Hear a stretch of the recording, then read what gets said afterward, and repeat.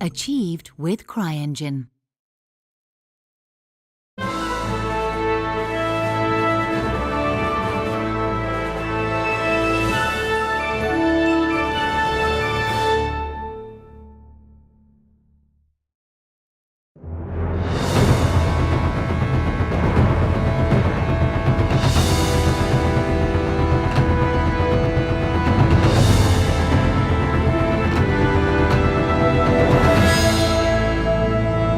At the beginning was an idea. I asked myself whether a first-person realistic medieval combat system could be implemented into a game. In other words, could this be brought into the game in a way that a normal person could control it with mouse and keyboard? I thought about it for a while and came to the conclusion that it could.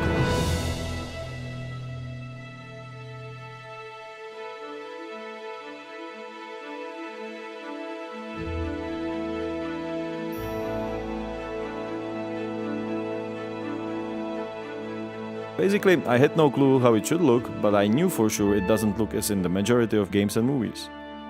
The combatants don't spend most of the time in a clinch, and it really doesn't have much in common with ballet. The sword fighter's objective isn't to attack his opponent's sword, but his body. Despite a common misconception, you can move around in armor surprisingly well. So, how should it really look then? To find out, we started studying medieval manuscripts and collaborating with people who are using them to bring European martial arts to life. And we also tried ourselves, both in theory and practice.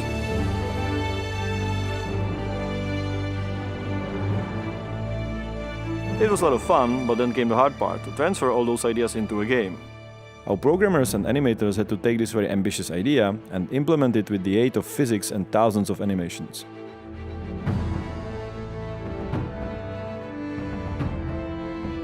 You have some system that could work gameplay-wise, and you cannot just put the real animations in it and hope that it will work. You need to find a way how to insert a real fight into these systems. So at the end it is historical reconstruction of some kind, and still it's a lot of fun. Vytvořili jsme hodně prototypů. We've made a lot of prototypes, but nothing worked. The hardest part was that there were too many combinations, requiring a huge amount of combat moves. We realized we had to base the system on physics and procedural animations. We've developed special algorithms that help the animation to solve problems with the collision of weapons. That allowed us to drastically decrease the amount of animations needed. Of course, for us, the sheer amount of work was a challenge in itself. We have 2,000 animations just for one weapon. That's days here in Mocap Studio and months in front of the computer to make the animations look cool. The biggest challenge, however, was to make the animations look convincing and historically accurate. The whole system is based on the historical fencing, but there are some details that we had to do differently.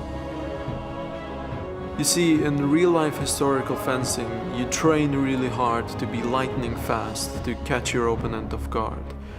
In a game, however, the player reacts slower, so you have to do these big, broad motions to telegraph where you're gonna strike next. What we needed to do was to find the proper technique for every situation, to connect the every game system with appropriate historical moves. And actually this kind of reconstruction was the hardest part of the combat design, because you have a gameplay and you have a realism and you somehow want to do justice to both.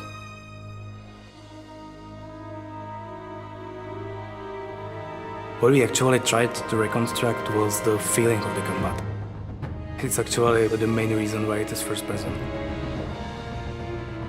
In this game you should feel threatened by the enemy. You should see every small movement and be able to react to it.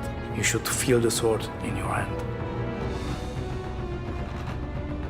With every weapon you have two basic attacks, two different parts of the body, and if you manage to chain particular strikes, you carry out a special devastating technique.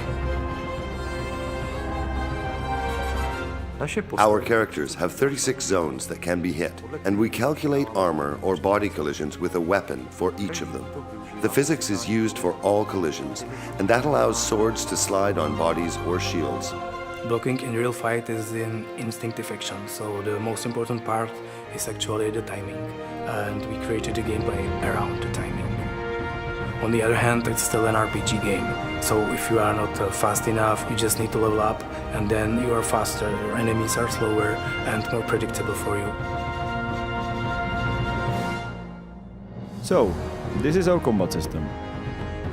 I dare to say that despite all the compromises that you need to do when making a game, it is the most authentic depiction of European martial arts to date. And most importantly, it's fun to play, according to the initial reactions of our backers. But I will leave the final judgment to you.